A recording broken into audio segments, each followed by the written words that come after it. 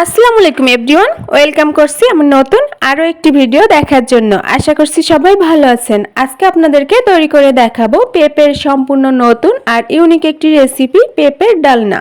যারা পেঁপে খেতে পছন্দ করে না তাদেরকে এভাবে একবার বানিয়ে দিলে চেটে পুটে খেয়ে নিবে। আশা করছি ভালো লাগবে আমার আজকের এই ভিডিও। ভালো লাগলে চ্যানেলটি সাবস্ক্রাইব করে রাখবেন আর ফেসবুক থেকে দেখলে আমার পেজটিকে ফলো দিবেন। চলুন আর কথা না বাড়িয়ে শুরু করি।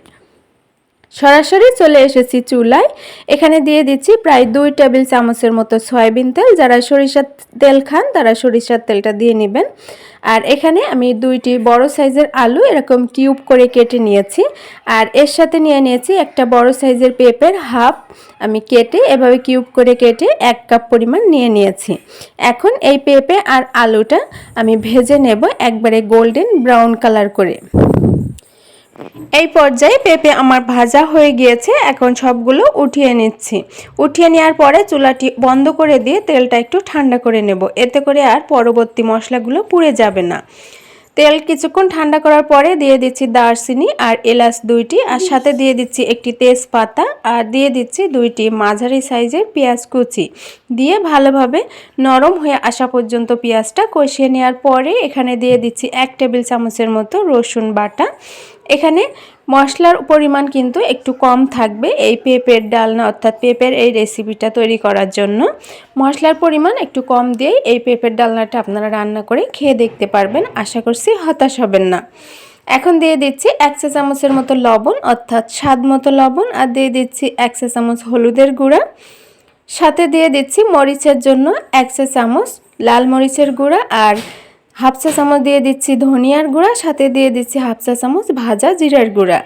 এই শুকনো মশলাগুলো যাতে পুড়ে না যায় এজন্য এখানে অল্প একটু পরিমাণে পানি দিয়ে এই মশলাটা খুব ভালোভাবে কষিয়ে নিচ্ছি। মশলাটা খুব ভালোভাবে কষিয়ে নিতে হবে এমনভাবে যাতে মশলা আর তেলটা পুরোপুরি আলাদা হয়ে যায়। এই পর্যায়ে মশলাটা কষানোর পরে এখানে ভেজে রাখা আলুটা দিয়ে দিয়েছি। আর এর সাথে যেটা দিচ্ছি সেটা হলো 1/4 কাপ পরিমাণ খেসারির ডাল। আপনাদের ঘরে যে ডালই অ্যাভেলেবল থাকবে সেই ডালটা আপনারা এখানে দিয়ে দিতে পারেন, যেমন মসুরির ডাল, মুগ ডাল, খেসারি যেটাই আপনাদের পছন্দ সেটা এখানে দিয়ে নেবেন। আর ডালটা আমি ভিজিয়ে রাখি নাই, সরাসরি ধুয়ে এখানে দিয়ে দিয়েছি। দিয়ে কিছুটা পানি দিয়ে এই তরকারিটা অর্থাৎ এই পেঁপের ডালনাটা খুব ভালোভাবে কষিয়ে নিচ্ছি। এতে করে খুব ভালোভাবে কষানোও হবে আর অনেকটা সিদ্ধ হয়ে যাবে আর খেতেও ভালো লাগবে। এখন দিয়ে দিচ্ছি এখানে পরিমাণ মতো পানি। এখানে অবশ্যই গরম পানিটা ব্যবহার করবেন।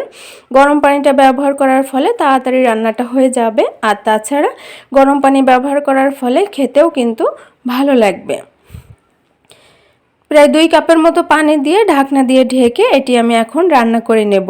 কিছুক্ষণ রান্না করার পরে পুরোপুরি রান্নাটা প্রায় হয়ে গিয়েছে। এই পর্যায়ে আমি চেক করে নিচ্ছি ডালটাও সিদ্ধ হয়ে গিয়েছে। এখন আমি এখানে দিয়ে দিচ্ছি 3টি কাঁচামরিচ, খুব সুন্দর একটি ফ্লেভার অ্যাড হবে। এর সাথে দিয়ে দিচ্ছি হাফ চা চামচের মতো ভাজা জিরার গুঁড়া। ভাজা জিরার গুঁড়া স্মেলটা কিন্তু দারুণ লাগে। ঢাকনা দিয়ে ঢেকে কিছুক্ষণ রাখার পরে এখন আমি পরিবেশন করে নিচ্ছি। তো ভিউয়ার্স, আশা করছি ভালো লেগেছে আমার আজকের এই ভিডিও। ভালো লাগলে আমার চ্যানেলটি সাবস্ক্রাইব করে রাখবেন, আর যারা ফেসবুক থেকে দেখছিলেন আমার পেজটিকে ফলো দিবেন। আর আমার এই রেসিপি ট্রাই করলে অবশ্যই আমাকে কমেন্ট করে জানাবেন। ভালো লাগলে ফ্রেন্ডস ফ্যামিলিদের মাঝে শেয়ার করবেন। আজকে এই পর্যন্তই। সবাই ভালো থাকবেন, সুস্থ থাকবেন, আমার ফ্যামিলির জন্য দোয়া করবেন। আল্লাহ হাফেজ।